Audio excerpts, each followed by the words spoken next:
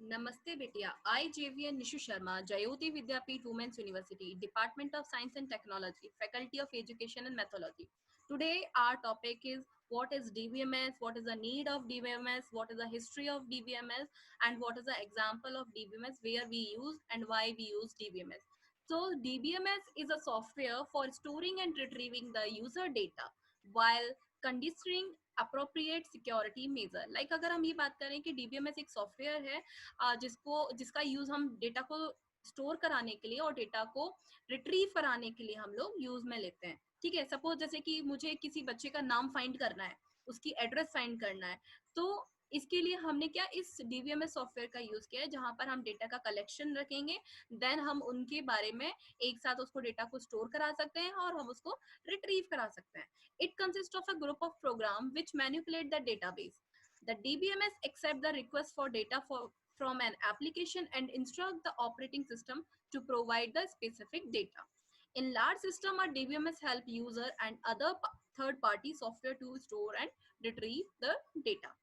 ठीक है, डेटाबेस में क्या होता है, जैसे हम किसी भी डेटा को रिट्रीव करने के लिए हम उसको एक एप्लीकेशन करेंगे, एप्लीकेशन सेंड करेंगे, फिर वो एप्लीकेशन ऑपरेटिंग सिस्टम में जाके वो चेक होगा कि इससे स्पेसिफिक डेटा उस एप्लीकेशन के अंदर है या नहीं। अगर उससे रिलेटेड उसका कोई भी डेटा आपके ऑपरेटिंग सिस्टम में स्टोर होगा तो वो क्या करेगा, उस चीज को हमको एक रिक्वेस्ट को एक्सेप्ट करके और हमको उस डेटा को दे देगा। ठीक है, उससे रिलेटेड हमारा जो भी डेटा होगा वो हमको शो करा देगा। ठीक है, डीबीएमएस का अगर हम बात करें कि डीबीएमएस अलाउ करती है अपना खुद का डेटाबेस बनाने के लिए जो कि किसी रिक्वायरमेंट पर गिवन होगा।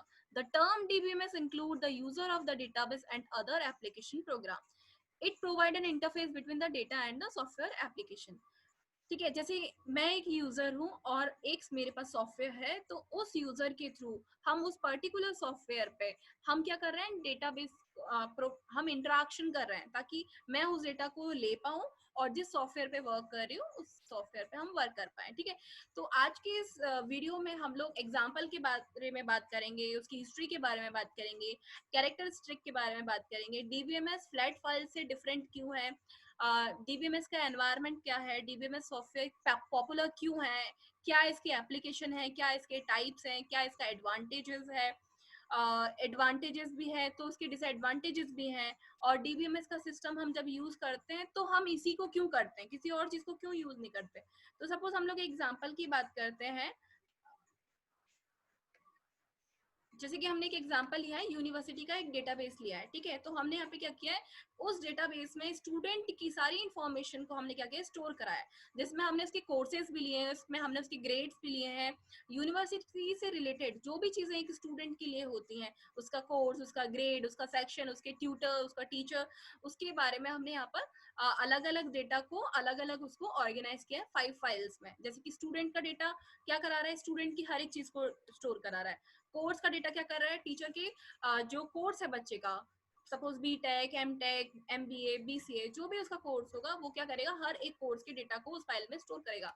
सेक्शन के पर्टिकुलर किस कोर्स में पर्टिकुलर उस सेक्शन में बच्ची की इंफॉर्मेशन जो भी होगी उस सेक्शन में उसकी वीडियोस को उसकी जो भी इंफॉर्मेशन है उसको स्टोर करेगा। ग्रेड्स, बच्चे ने कितना ग्रेड लिया पर्टिकुलर उस एग्जाम में, तो उससे रिलेटेड जितनी भी इंफॉर्मेशन होगी वो सब कुछ ग्रेड नाम की जो टेबल होगी उस फाइल के अंदर स्टोर होगी। ट्यूटर से रिलेटेड कि उसको किस फैकल्टी ने पढ़ाया है, कौन से प्रोफेसर ने पढ़ाया है, तो उससे रिलेटेड जितनी भी इंफॉर्मेशन होगी वो सब आपकी ट्यूटर नाम की टेबल के अंदर प्रेजेंट होगी।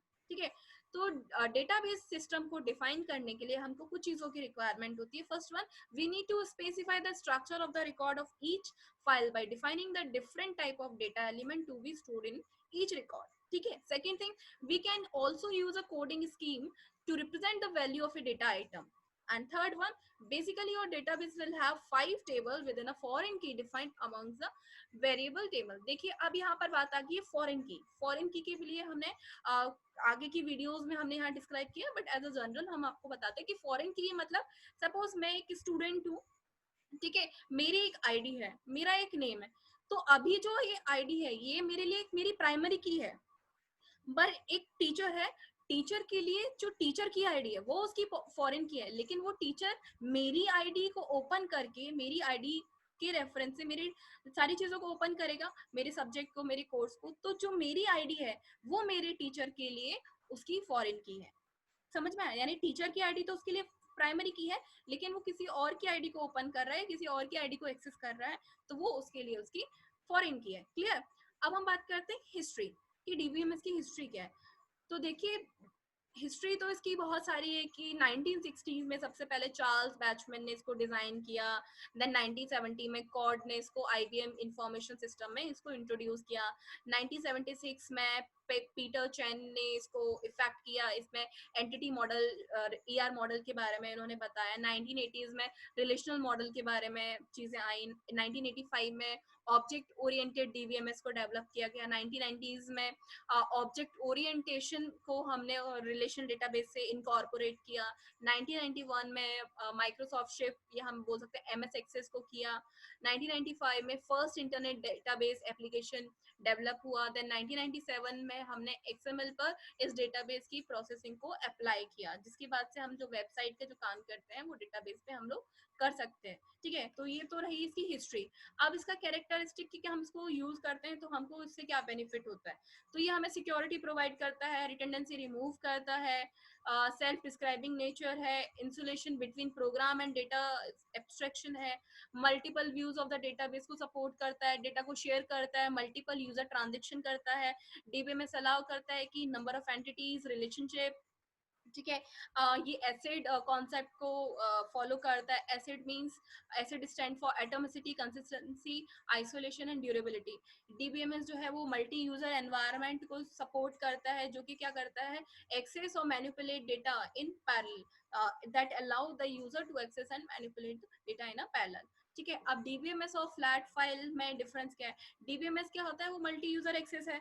ये जो भी रिक्वायरमेंट होती है, सपोज किसी बिजनेसमैन ने अपनी रिक्वायरमेंट दी है, तो लार्ज स्केल पर हो या स्मॉल स्केल पर हो, तो इसको डिजाइन हम कुछ इस तरीके से करते हैं कि इसकी रिक्वायरमेंट क्या हो जाए, फुलफिल हो जाए, डेटा रिमूव हो जाए, मतलब डुप्लीकेसी ना हो डेटा में। ठीक है, एक्सपेंसिव है क्योंकि लॉन्ग टर्म कॉस्ट है। ऐसा नहीं कि एक बार बनाया बार बार बनाना पड़ेगा, नहीं, ये वन टाइम बनाना होता है, लॉन्ग टर्म के लिए होती है और इजी टू इम्प्लीमेंट होता है। ठीक है, फ्लैट फाइल की अगर बात करें तो फ्लैट फाइल में मल्टी यूजर एक्सेस सपोर्ट नहीं करता, जबकि डीबीएमएस में करता है। ठीक है, मल्टी फ्लैट फाइल की बात करें तो इसका जो एक लिमिटेड टाइम के लिए मतलब इसको यूज कर सकते हैं, और जो भी डीबीएमएस है उससे इसका साइज भी स्मॉल होता है।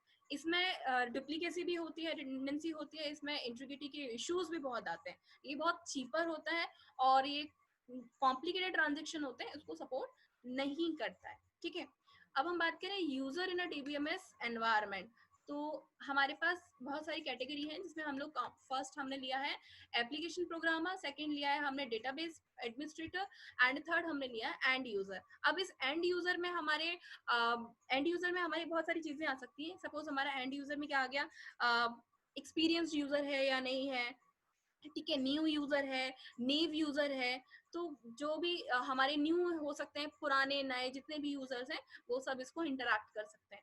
तो अगर हम बात करें एप्लीकेशन प्रोग्रामर की, तो एप्लीकेशन प्रोग्रामर में हम क्या कर सकते हैं, डिफरेंट डिफरेंट वेराइटी की जो हमारी बहुत सारी प्रोग्रामिंग लैंग्वेज है उनको हम डेटाबेस से इंटरैक्ट करा सकते हैं by writing the program. Database administration में हम क्या करते हैं, डेटाबेस एडमिन, जो एडमिन होता है वो इसका रिस्पॉन्सिबल होता है कि पूरा डेटाबेस किस तरीके से हम मैनेज कर रहे हैं।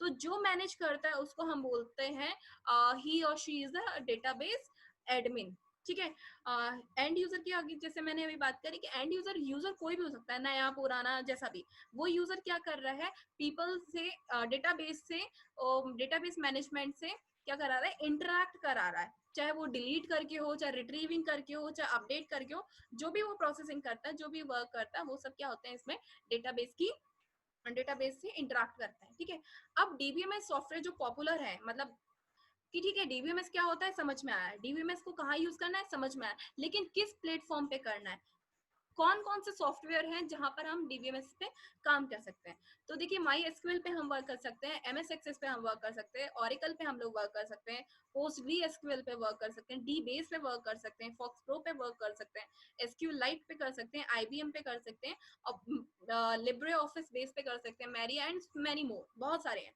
ठीक है, तो आपको यहाँ पर हमने वीडियोस में गिवन कर रखे हैं। ठीक है।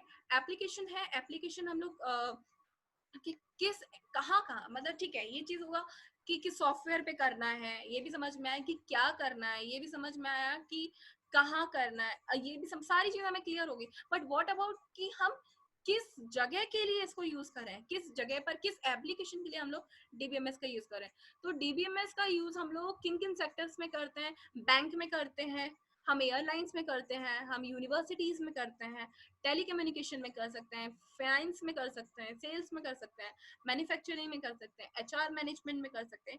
और हम उन सब सेक्टर्स में कर सकते हैं जहां पर हमें अपने यूजर्स की रिक्वायरमेंट को फुलफिल करने के लिए, सपोज बैंक का अगर एग्जांपल है, किसी ने बोला कि मैंने कि लास्ट मंथ कितना ट्रांजेक्शन किया है या आपके पास कितने यूजर्स हैं, हमें उसका सारा सब कुछ फाइंड करना है, उसकी अकाउंट एक्टिविटीज क्या है, कितना लोन लिया है। तो हमें जितने भी यूजर्स हैं, मतलब हम इन सेक्टर्स में क्या करते हैं कि हम इनका यूज कहाँ करते हैं कि जितने भी हमें पीपल्स की जो भी इंफॉर्मेशन चाहिए या देनी है, जिस भी सेक्टर में होगी, वो सब हमारे एप्लीकेशन ऑफ डीबीएमएस। ठीक है, क्लियर है? आई होप आपको इस वीडियो में सब कुछ क्लियर हुआ होगा। If you have any query, any doubt, then message me on this comment box. This session is powered by digital version 2.0 Jyoti Vidyapeeth women's university. Thank you.